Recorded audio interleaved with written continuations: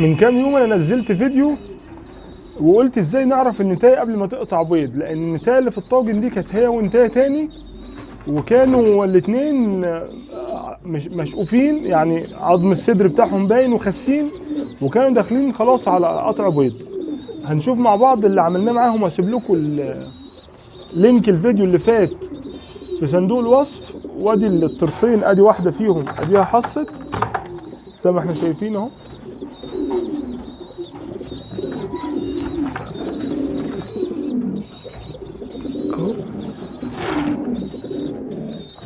اهو زي ما احنا شايفين.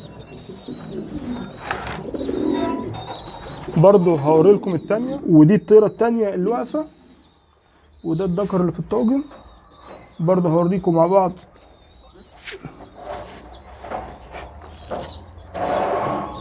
اهو دي اول حصوايه اهي كده. احنا ماشيين تمام، يبقى اللي عملناهم معاهم نفع، وكده الطيرتين حصوا معانا من غير اي مشاكل. النهارده هنطمن مع بعض على الزغاليل الصغيره اللي هي عمر يوم ثم ازيد شويه. يعني زي ما احنا شايفين ده لسه خارج النهارده، ده خارج امبارح، ده عمر 4-5 ايام، ده عمر مثلا 6-7 ايام، ماشي، ده عمر اسبوع اهو. زي ما احنا شايفين انواع مختلفه.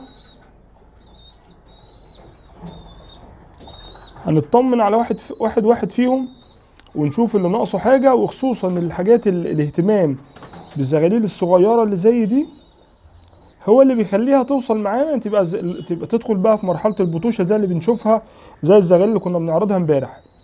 طبعا دول بعد كده باذن الله هنعمل بيهم دوره جديده هم ومجموعه تاني. نبص بصه يعني سنه سنه كده مع بعض، نشوف ادي اهو. ادي ده لسه خارج النهارده، ادي اللبه اكل كويس جدا. حيويه الزغلول زي ما احنا شايفين جميله اهو. بص الزغلول بتجاوب، شايفين الزغلول اهو مع انه اكل بس عايز ياكل تاني. ده زغلول اكبر سنه، ده طالع امبارح. ادي الزغاليل، وطبعا اكل كويس جدا اهو. فطبعا يعني الحمد لله احنا كده مش عايزين حاجه تاني ازيد من كده، ولا نديهم اي حاجه دلوقتي خالص. بالنسبه للصغيرين دي ادي الكبير اهو، طبعا عظمته يعني قليله شويه ده، فزي ما احنا شايفين بس برضو اكل كويس جدا، مفيش احسن من كده، برضو مش محتاج اي حاجه. طيب هنقول مثلا مع بعض، طب لو محتاج حاجه زي ما احنا شايفين اهو، ده مش زيهم، يعني هو ده المفروض ان هو في الطبيعه اكل كويس، بس طبعا بالنسبه للتاكيل ده زي ما احنا شايفين الفرق اهو. ادينا شايفين التاكيل، شايفين التاكيل.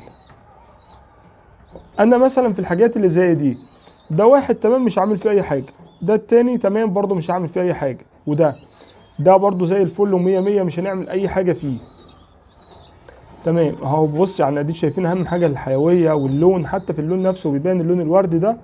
طول ما صحه الزغلول كويسه هتلاقي لونه مدينا اللون الوردي ده. ده طبعا اللي احنا شايفينه ده اهو. الوحيد اللي احنا هنبتدي مثلا نزوده نديله سنه اكل سن. الاكل طبعا احنا عارفين السن ده انا كنت مجهز له، يعني بالنسبه للسن الصغير ده بندي بالسرنجه دي حبه ميكس عاملين زي الميه، لو كان ناقص كنا هنديه ماشي. السن اللي هم دول كده، اللي هم السن ده كده، هنقول ده الاستخدامهم السرنجه دي كويس. من اول السن ده بقى، السن دوت طبعا نبقى عايزين ننجز شويه فيه. فانا عن نفسي واحد من الناس بدي يا اما بالسرنجه اللي هي 50 سم بتظبط معاهم، يا اما انا في حاجه مثلا اعملها اللي هي لقيتها زي ما هي، اللي هي زي دي اللي هي المبسم بتاعها كده في ثواني اهو. ده اللي محتاج سنه اكل اهو. بنفتح بق الزغلول كده وبالراحه اهو، تمام كده مية مية. ده طبعا الميكس انا مديه خفيف، ده زي ما احنا شايفين اكل كويس، بس انا هزود له، يعتبر انا عايز كاني بزود له ميه من غير ما اقلب الميكس كده، واروح مديله شويه ميه اهو نركنه. ده عايز برضو زي ما احنا شايفين اكل مية مية، يعني طبيعي زي الفل، بس انا طالما طلعته بشوف اي حاجه بعملها له، يعني طالما انا كده كده مسكت الزغلول وبصيت عليه فبروح مزود ميه اهو. الميه مش هتخسر معاه في حاجه غير ان الميه هتديله بس سنه يعني هضم زياده اهو كده. ده زي الفل. طبعا هو اكل اكتر من كده يبقى فطره، بس انا يعتبر كاني بديله ميه. ده طبعا ما فيهوش مكان، يعني ولا في مكان اديله ميه ولا اديله اكل تاني. والصغيرين دول زي الفل اهو، اللبن بتاعهم تمام اهو. وادي اصغر من السن تمام.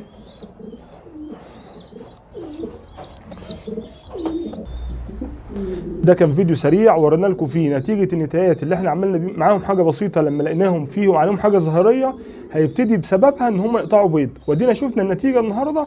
النتايتين ما كملوش 4-5 ايام والنتايتين بيضينهم زي الفل، واحده فيهم بيضت 2 واحده فيهم بيضت الاولى. ودينا شفنا الزغاليل مع بعض واحده واحده وبنتاكد مع بعض النهارده، يعني نتاكد من صحتهم. ودول غير الدوره اللي احنا بنتابعها كل يوم. وكده نبقى وصل. ده كان يعني ده كان فيديو سريع كده. احنا وصلنا لنهايه الفيديو. ما تنسوش اللايك لدعم الفيديو وعشان الفايده تعم، واستنونا باذن الله في فيديو جديد.